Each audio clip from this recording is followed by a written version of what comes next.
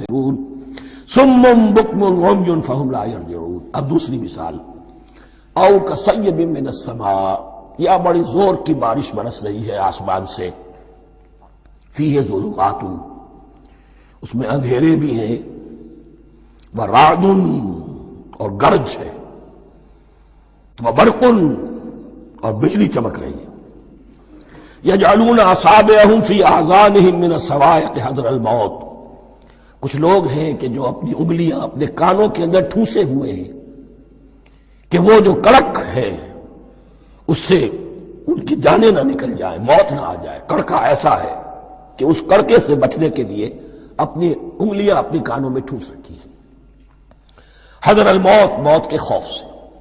واللہ محیط بالکافرین، اللہ ایسے کافروں کا احاطہ کیے ہوئے ہیں، بچ کر کہاں جائیں گے۔